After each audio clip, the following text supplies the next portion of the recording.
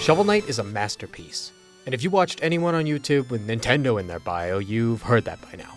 But most who talk about it only cover the euphonious score, the amazing NES-inspired visuals, and the fantastic gameplay.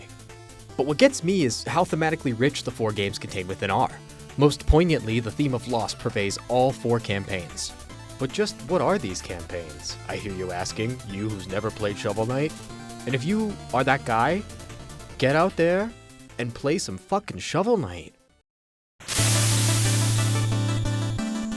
Shovel of Hope is the original, the springboard for these to even exist. It was kickstarted in 2013 to major success and covers Shovel Knight's journey to rescue his partner Shield Knight.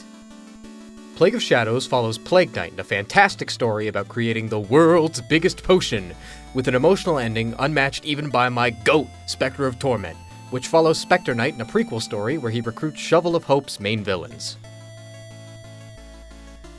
King of Cards is also a campaign. Like, man, I know Yacht Club Games wanted to do a Polar Knight campaign, but instead we got a shitpost after 3 masterworks. A shitpost with great gameplay, but a shitpost nonetheless. And hey, being the worst Shovel Knight campaign is still a hell of a lot better than some full indie games. Not being the biggest fan of King of Cards aside, Spectre of Torment is the best Shovel Knight campaign. And that aside, the point of the video.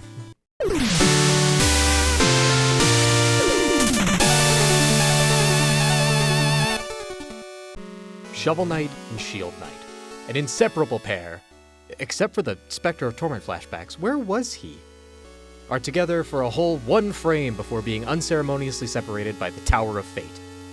This loss drives Shovel Knight into the ground, and he enters a sad life of farmy solitude. But when word that an evil enchantress has formed an evil Order of No Quarter, Shovel Knight leaps back into action, silently hoping that he can find not only Shield Knight, but the part of himself that she took with her. Throughout the game, there are segments littered in where Shovel Knight dreams of saving Shield Knight, each segment getting more cluttered and difficult until the very end. At the end of each, Shield Knight falls from the sky and Shovel Knight rushes to her aid, but the dream ends right before he catches her, each time. Shovel Knight's quest leads him through each member of the Order of No Quarter's domain and up the Tower of Fate, where after a dope rematch with each member of the Order, the Enchantress finally makes her entrance. A beauty mark on her face stirs familiar thoughts in Shovel Knight's mind, but he puts those aside as he takes the Enchantress down.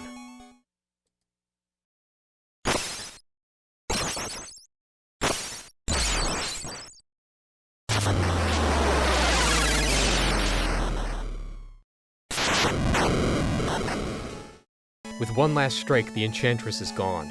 Shield Knight falls from the sky. Shovel Knight's dreamed of this his whole journey, and here it is. He's finally able to reclaim not only his partner, but the part of himself that he lost. The final boss fight with the crazy Enchantress creature exemplifies the unit the Shovel and Shield were before their tragic separation. Shield Knight feels like an extension of Shovel Knight, always being where he needs to be for a bounce, and he's always there when she needs to smack a bitch upside the head with a shovel. And in the end, Shovel Knight rediscovered what he'd lost, being the only one of our main 4 knights who didn't really lose anything. At least not forever. Huh. Fucked up that I'm still gonna call this Shovel Knight and Lost when he's the only guy who didn't lose anything, but whatevs.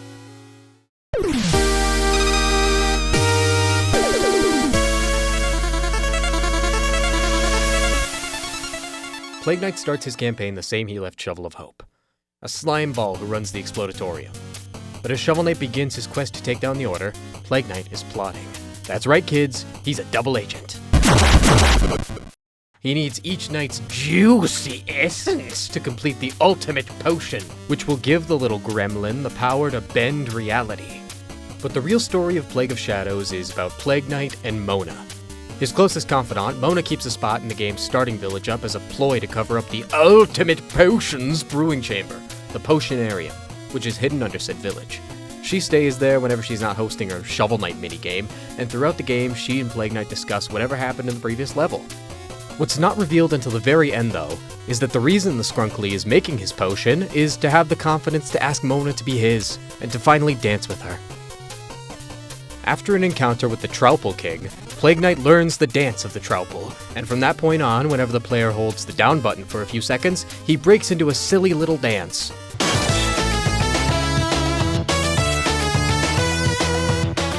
except when he's around Mona, where he bashfully taps his little fingers together. And so it goes that way until the end of the game. After a fierce battle with the Enchantress at the Tower of Fate, she gives up her essence, along with some hauntingly prophetic final words.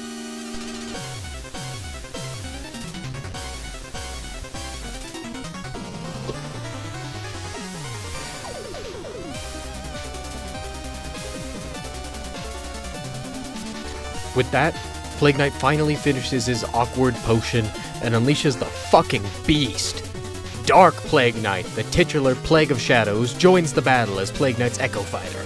A battle that I literally just learned takes place in Plague Knight's mind, which makes it all the more cool that you can actually play out your character development.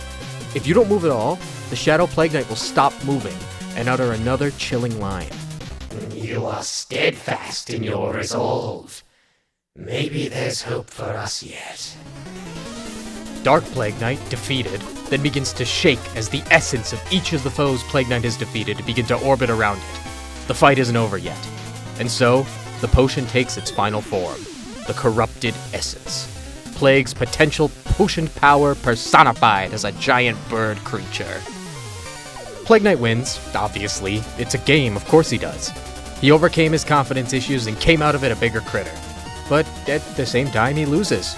He gives up the potion, the thing he's been fighting the whole game to get. Mona even points this out. But Plague Knight is steadfast.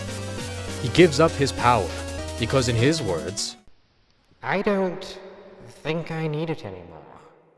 So instead, a reinvigorated, more confident Plague Knight, Mona at his side, sets the potion off like a bomb, destroying the tower conveniently right after Shovel Knight saves Shield Knight.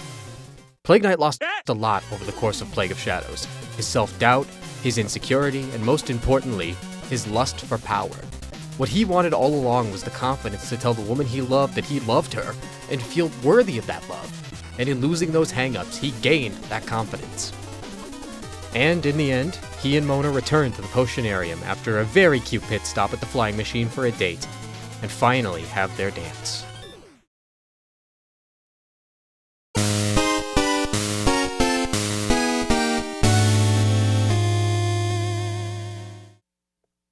And now, an aside to ride the meat of Shovel Knight Spectre of Torment.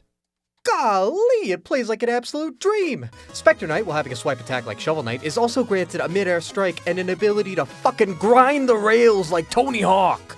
These combined bring out some of the most fluid gameplay on a 2D platformer I've ever seen. Anyways, the story and loss and stuff.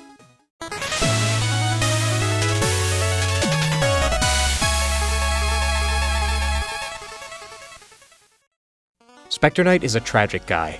Formerly the thief Donovan, he convinces his partner Luan, the thief partner, not boyfriend, unfortunately, that an amulet held atop the Tower of Fate would keep Luan's son, Rise, remember that name, safe. Now our boy Donnie didn't actually know if it would keep Rise safe, but he wanted that prize. So on they went, climbing the tower in a series of black and white flashbacks.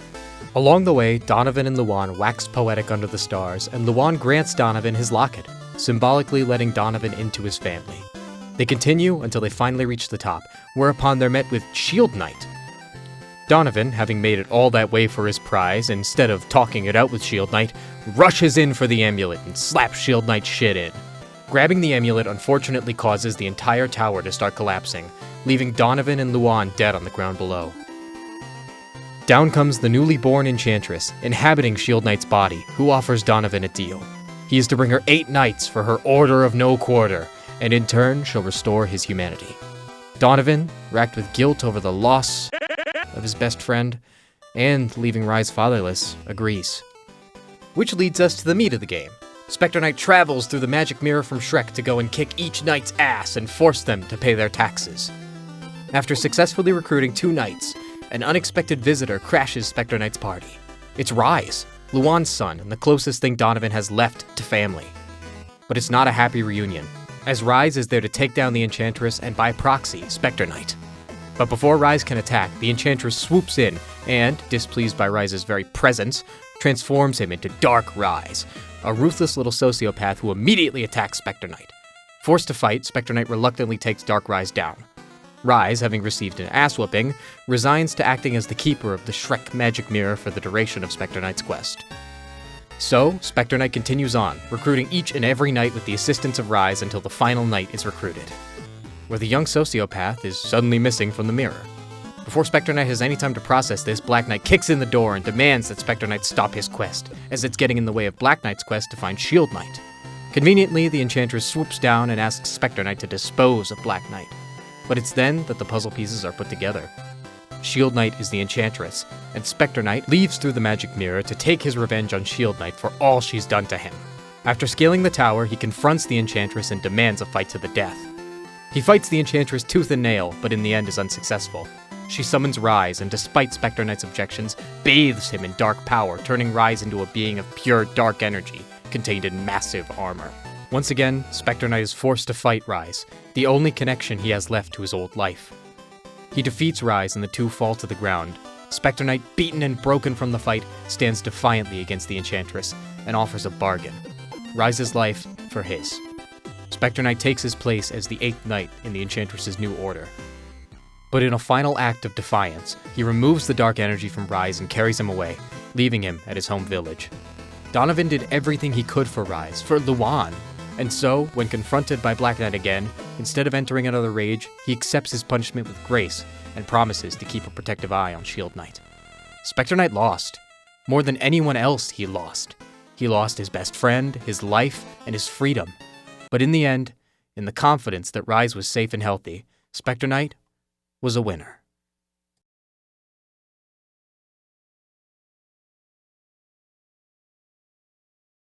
King Knight is a bitch.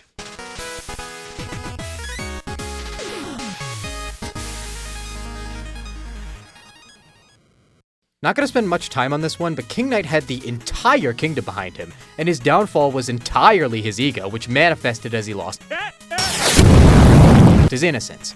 He set out to become the King of Cards with nobody but his mother by his side, and managed to take down all 3 kings, King Pridemore, the Trouble King, and King Birder, and had actually showcased some nobility as his quest shifted to one of stopping the Enchantress from taking over the valley. But as he stormed the Tower of Fate like all those before him, he was confronted by the Enchantress. This time, however, she offered him a spot in her Order of No Quarter. At first, he turned her down, still awash in his heroic innocence and the encouragement of his friends. So the Enchantress turns up the heat and sends the Grand Triumvirate, a fusion of the 3 kings, after him. Even after all she put him through, after defeating the Grand Triumvirate, King Knight's ego is appealed to once more and he joins the Order of No Quarter, betraying every friend he'd made up to that point. To add insult to injury, King Knight decreed that the card game Joustus, the whole reason he was King of Cards, should be destroyed, and so all traces of it were wiped out by the Enchantress. This is a clear-cut case of loss of innocence, and a hilarious end to what is still, unfortunately, my least favorite campaign. So, from the delightful highs of Shovel and Shield Knight's reunion, to the dismal lows of Donovan's fate, the Shovel Knight treasure trove is all about one thing: loss. Hey there, so this is my first real YouTube video, so I'd like to say thanks, and maybe hit that subscribe and the bell while you're down there. See ya!